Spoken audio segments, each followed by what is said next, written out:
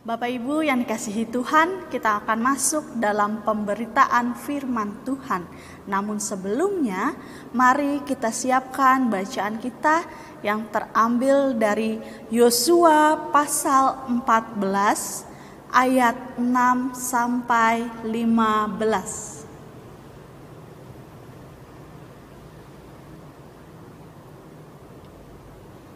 Jika Bapak Ibu sudah menemukannya, mari kita bersatu di dalam doa, mohon bimbingan Roh Kudus. Kita berdoa. Kami mengucap syukur kepadamu Tuhan, atas perkenanan Tuhan bersama-sama dengan keluarga kami terkasih. Pada malam hari yang indah ini kami datang ke dalam hadirat-Mu. Kami hendak membaca dan merenungkan sebagian dari firman-Mu. Kiranya Tuhan kuasai hati, pikiran, dan pendengaran kami dengan kuasa Roh Kudus-Mu, sehingga Tuhan kami dapat mengerti dan memahami maksud dari kebenaran firman-Mu, dan kami dapat melakukannya dalam kehidupan kami hari lepas hari. Bersabdalah ya Tuhan, karena kami telah siap untuk mendengarkannya. Di dalam nama Tuhan Yesus Kristus kami telah berdoa. Amin. Bapak Ibu, saudara-saudari, marilah berdiri untuk mendengar firman Tuhan yang dibacakan dari Alkitab Yosua pasal 14 ayat 6 sampai 15 yang menyatakan, Kaleb mendapat Hebron. Bani Yehuda datang menghadap Yosua di Gilgal. Pada waktu itu berkatalah Kaleb bin Yefune, orang Kenas itu kepadanya, Engkau tahu firman yang diucapkan Tuhan kepada Musa, abdi Allah itu, tentang aku dan tentang engkau di Kades Barnea. Aku berumur 40 tahun ketika aku disuruh Musa hamba Tuhan itu dari Kades Barnea untuk mengintai negeri ini. Dan aku pulang membawa kabar kepadanya yang sejujur-jujurnya. Sedang saudara-saudaraku yang bersama-sama pergi ke sana dengan aku membuat tawar hati bangsa itu. Aku tetap mengikuti Tuhan Allahku dengan sepenuh hati. Pada waktu itu Musa bersumpah, katanya, sesungguhnya tanah yang diinjak oleh kakimu itu akan menjadi milik pusakamu dan anak-anakmu sampai selama-lamanya. Sebab engkau tetap mengikuti Tuhan Allahku dengan sepenuh hati. Jadi sekarang sesungguhnya Tuhan telah memelihara hidupku seperti yang dijanjikannya. Kini sudah 45 tahun lamanya sejak diucapkan Tuhan firman itu kepada Musa, dan selama itu orang Israel mengembara di padang gurun. Jadi sekarang telah berumur 85 tahun aku hari ini. Pada waktu ini aku masih sama kuat seperti pada waktu aku disuruh Musa, seperti kekuatanku pada waktu itu. Demikianlah kekuatanku sekarang untuk berperang dan untuk keluar masuk. Oleh sebab itu, berikanlah kepadaku pegunungan yang dijanjikan Tuhan pada waktu itu. Sebab engkau sendiri mendengar pada waktu itu bahwa di sana ada orang Enak dengan kota-kota yang besar dan berkubu. Mungkin Tuhan menyertai aku sehingga aku menghalau mereka seperti yang difirmankan Tuhan. Lalu Yosua memberkati Kaleb bin Yefune, dan diberikannyalah Hebron kepadanya menjadi milik pusakanya.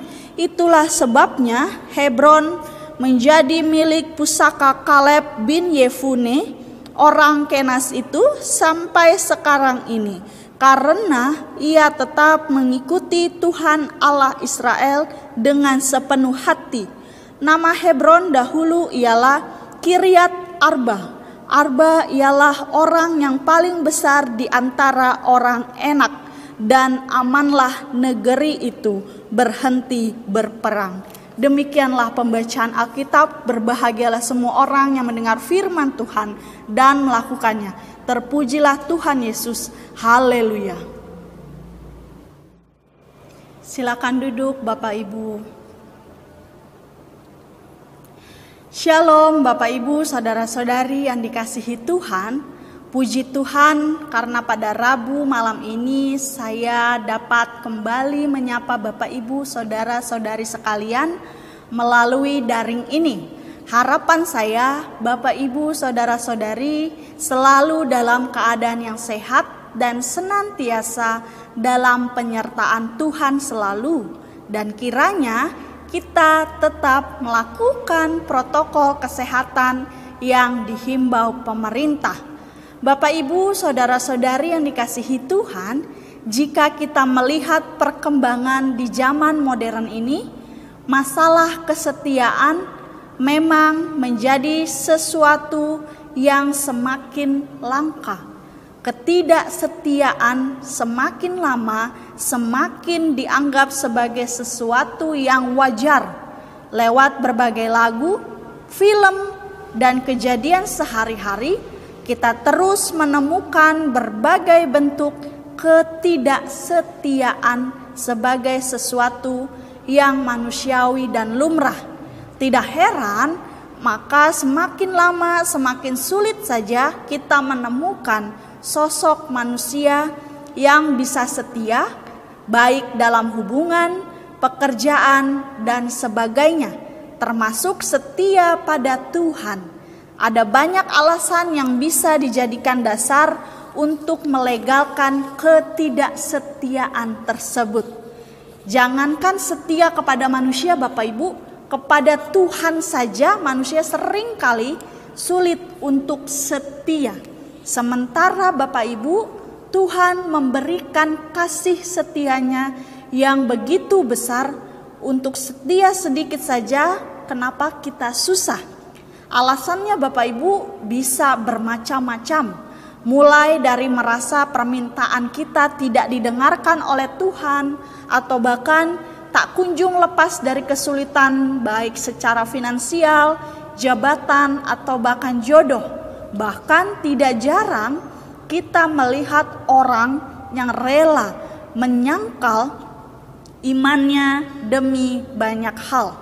Bapak Ibu, saudara-saudari, Allah begitu mengasihi kita, bahkan anaknya yang tunggal pun Dia berikan agar kita semua selamat.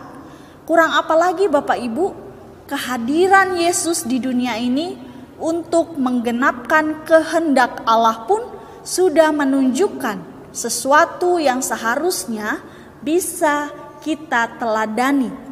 Yesus membuktikan kesetiaannya menanggung segala beban dosa kita sampai mati.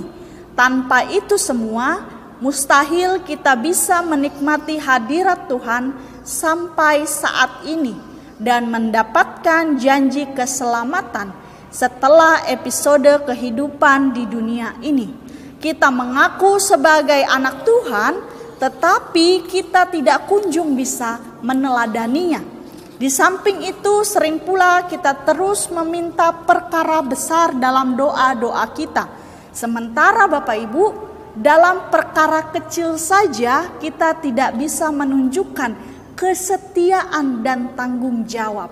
Bapak Ibu, saudara-saudari yang terkasih dalam Tuhan, masuk dalam perenungan kita, seperti yang kita ketahui bahwa ada banyak tokoh pemimpin termasuk tokoh Alkitab yang mengawali karir dan iman mereka dengan baik, tetapi mengakhirinya dengan kegagalan dan kehancuran.